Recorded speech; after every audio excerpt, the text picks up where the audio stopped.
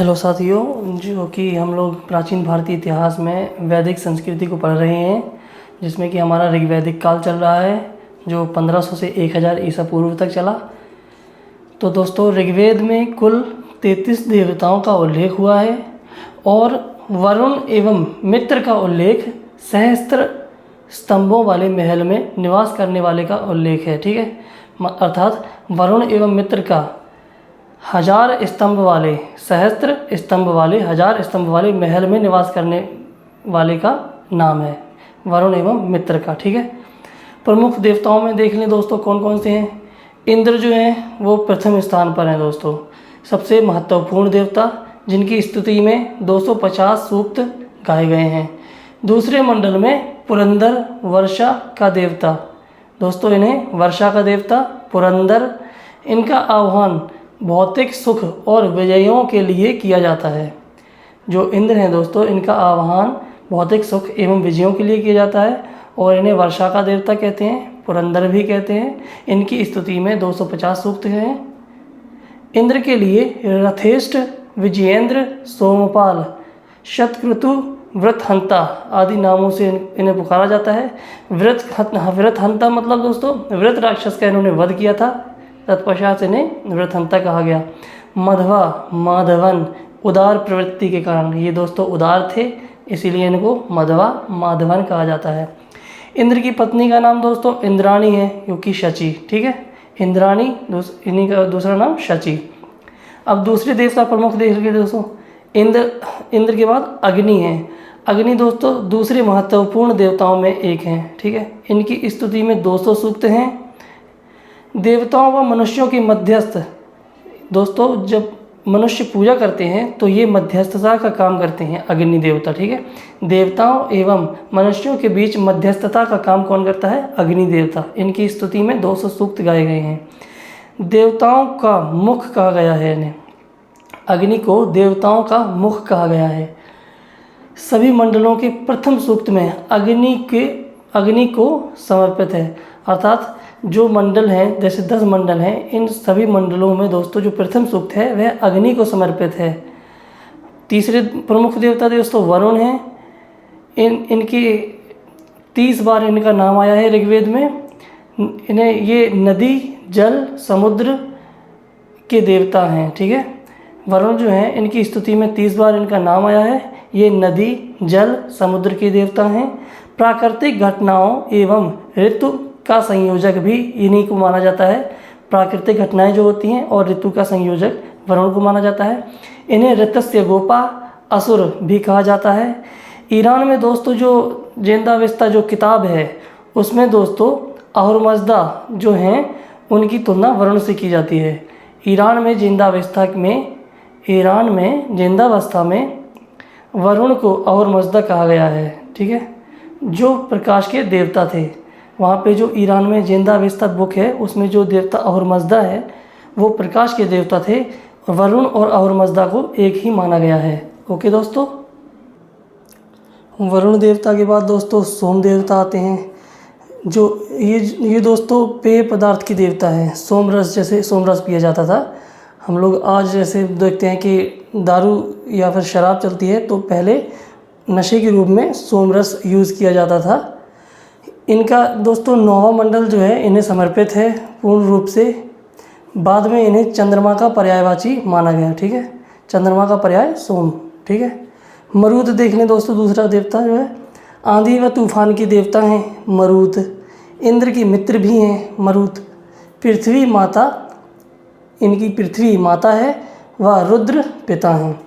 मरुत दोस्तों आंधी व तूफान की देवता, इंद्र के मित्र, पृथ्वी इनकी माता है व रुद्र इनके पिता हैं मरुत के। आगे दोस्तों पर्जन्य हैं, वर्षा एवं बादलों के देवता हैं। पर्जन्य वर्षा एवं बादलों के देवता। पूषण पशुओं के देवता। दोस्तों ऋग्वैदिक काल में पूषण पशुओं के देवता थे। आगे चलकर उत्तर वैदिक काल में देखा गया तो इन्हें शूद्रों का देवता मान लिया गया।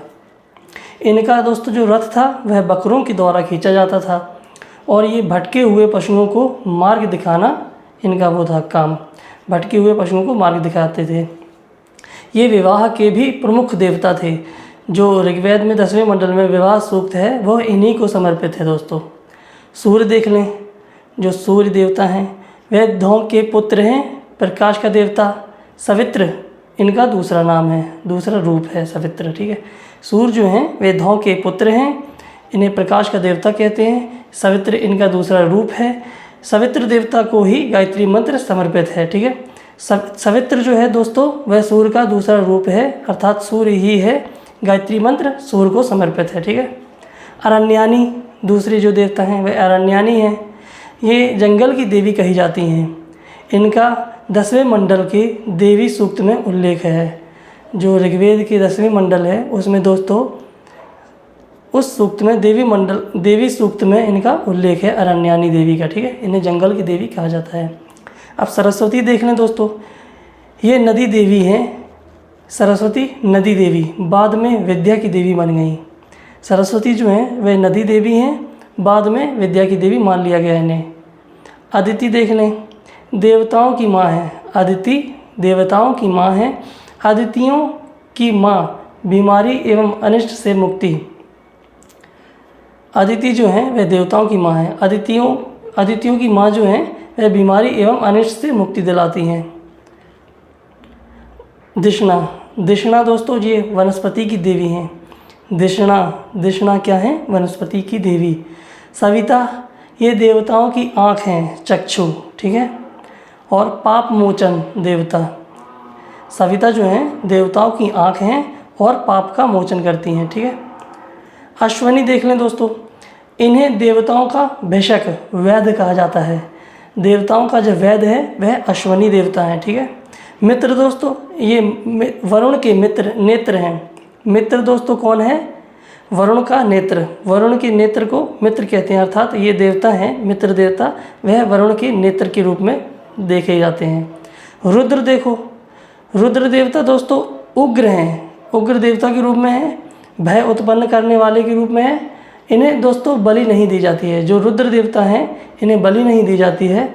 ये उग्र देवता हैं, वह भय उत्पन्न करने वाले देवता हैं, ठीक है दोस्तों। अगले देवता दोस्तों विष्णु हैं। विष्णु त्रिविक्रम उरुगाय उरुक्रम उपाधियों से विभूषित किया गया है। जो विष्णु देवता हैं दोस्तों, विष्णु त्रिविक्रम उरुगाय उरुक्रम उपाधियों से विभूषित किया गया है। ऋग्वेद में विष्णु द्वारा पृथ्वी को 3 पगों में विश्व को नाप लेने की कहानी है। ऋग्वेद में दोस्तों विष्णु के द्वारा पृथ्वी की 3 पगों में विश्व को नाप लेने की कहानी है। अदिति दोस्तों, अदिति जो हैं वह 8 देवताओं का समूह है। वरुण एवं मित्र भी इसी देवताओं के समूह में शामिल हैं। अदिति 8 देवताओं का समूह है, वरुण एवं मित्र भी इन्हीं समूह में शामिल हैं। उषा दोस्तों, उषा ऋग्वेद में 300 बार उल्लेख हुआ है, जबकि 20 सूक्त इनको पृथक रूप से समर्पित हैं। ये दोस्तों ऋग्वेद हमारा निबट गया है। अब हम लोग उत्तर वैदिक काल को स्टार्ट कर रहे हैं, जो 1000 से 600 ईसा पूर्व तक चला, बिफोर क्राइस्ट, ठीक है। ऋग्वैदिक काल में आर्य सभ्यता का केंद्र पंजाब सप्त सैंधव प्रदेश तक ही सीमित था। जब उत्तर वैदिक काल आया अर्थात 1000 ईसा पूर्व आई, तब उत्तर वैदिक काल में कुरुक्षेत्र एवं गंगा यमुना दोआब ब्रह्मर्षि देश तक हो गया। दोस्तों ऋग्वैदिक काल जो था वह पंजाब तक सब सैंधव तक ही सीमित था। उत्तर वैदिक काल कुरुक्षेत्र एवं गंगा यमुना दोआब ब्रह्मर्षि देश तक आ गया। कुरु एवं पांचाल राज्य आर्य संस्कृति की धुरी कहे जाते हैं। जो कुरु है और पांचाल है वह आर्य संस्कृति की धुरी कहे जाते हैं एवं सर्वाधिक विकसित राज्य कहे जाते हैं। जी, कुरु एवं पांचाल आर्य संस्कृति की धुरी भी थे एवं सर्वाधिक विकसित राज्य थे। शतपथ ब्राह्मण में वैदिक सभ्यता का सर्वश्रेष्ठ प्रतिनिधि कहा गया है। दोस्तों कुरु एवं पांचाल को शतपथ ब्राह्मण में वैदिक सभ्यता का सर्वश्रेष्ठ प्रतिनिधि कहा गया है। कुरु की प्रारंभिक राजधानी आसंदीवत थी, जो बाद में इंद्रप्रस्थ हस्तिनापुर हो गई। दोस्तों जो कुरु है उसकी प्रारंभिक राजधानी आसंदीवत थी, बाद में इंद्रप्रस्थ हस्तिनापुर हो गई। कुरु को छांदोग्य उपनिषद में कहा गया है कि यहाँ पे ना कभी ओले गिरे हैं और ना ही कभी अकाल पड़ा है।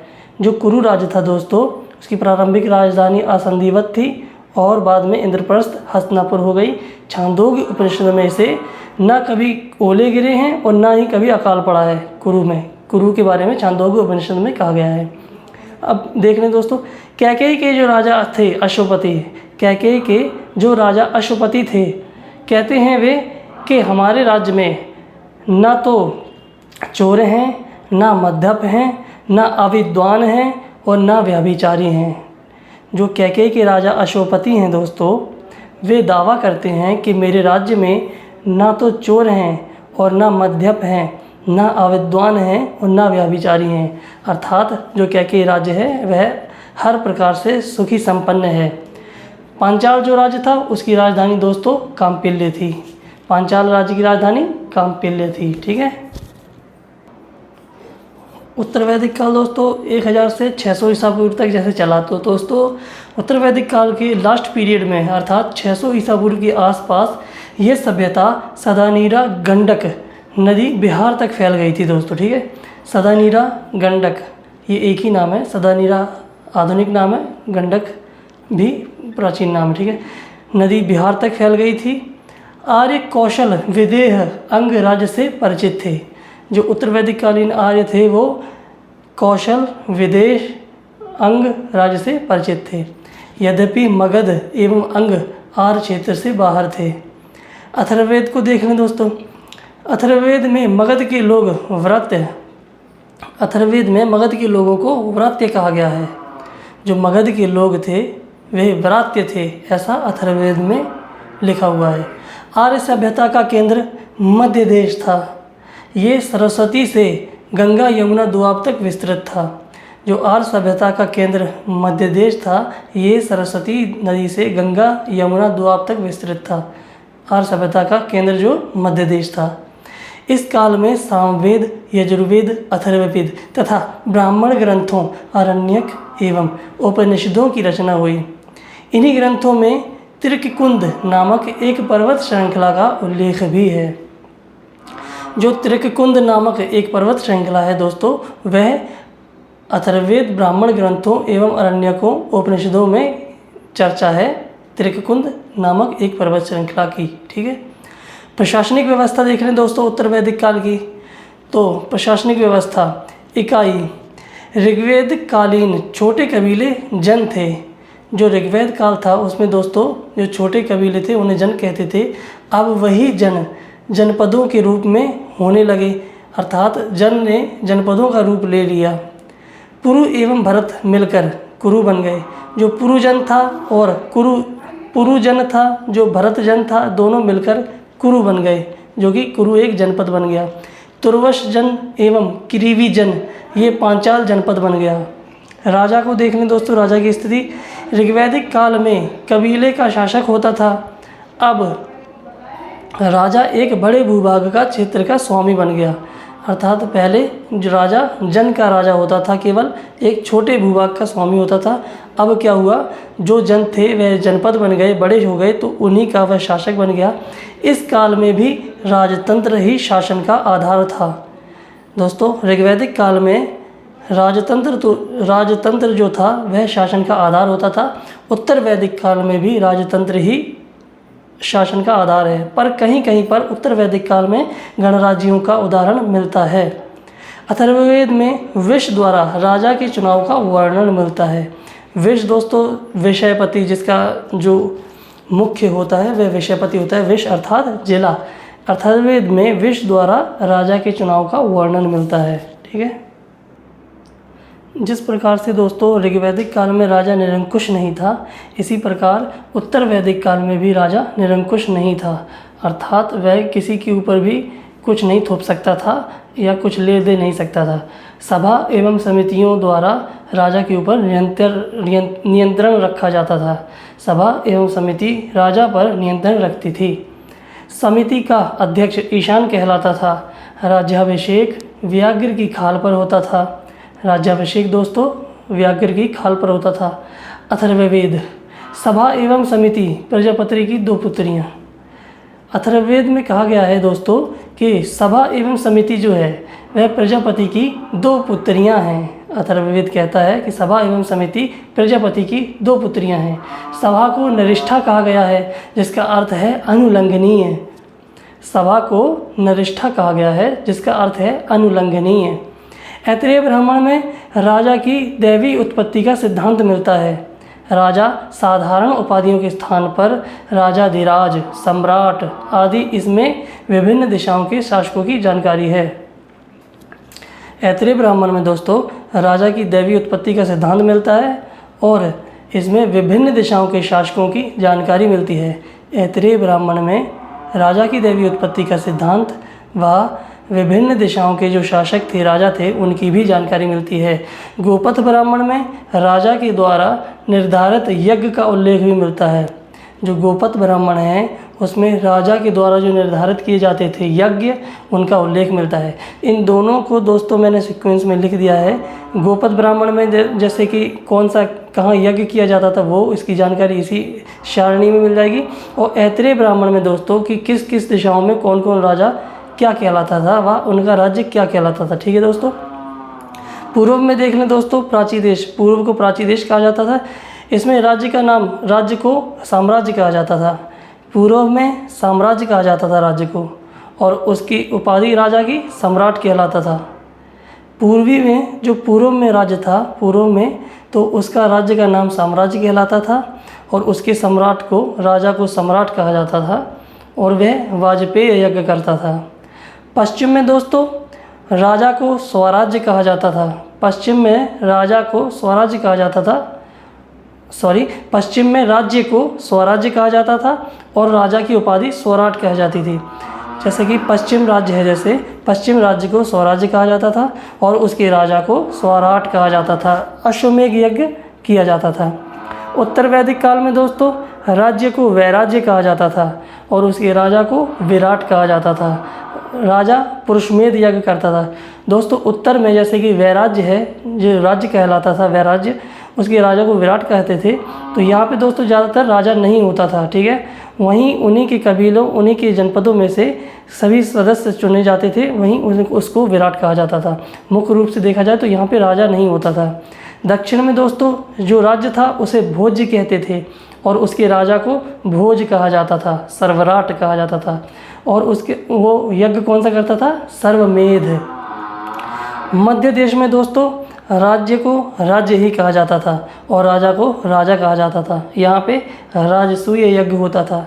मध्य देश में दोस्तों राज्य को क्या कहा जाता था? राज्य, राजा और राजसूय। यहाँ पे राजा राजा को कहा जाता था और राजसूय यज्ञ किया जाता था।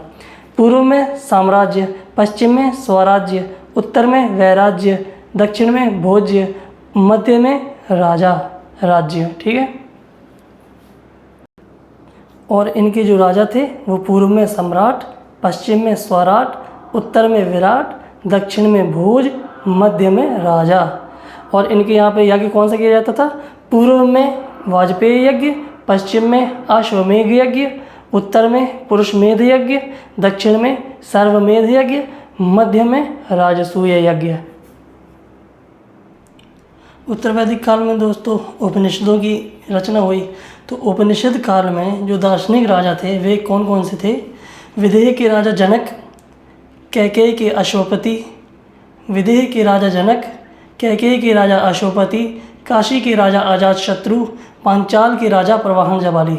ये कई सवालों में पूछा गया है दोस्तों। एसएससी का देख लें या फिर यूजीसी नेट का देख लें, उसमें भी परीक्षा में प्रश्न ये पूछा गया है कि उपनिषद काल में ये राजा, काशी के राजा कौन थे, कैकेयी के राजा कौन थे, ठीक है।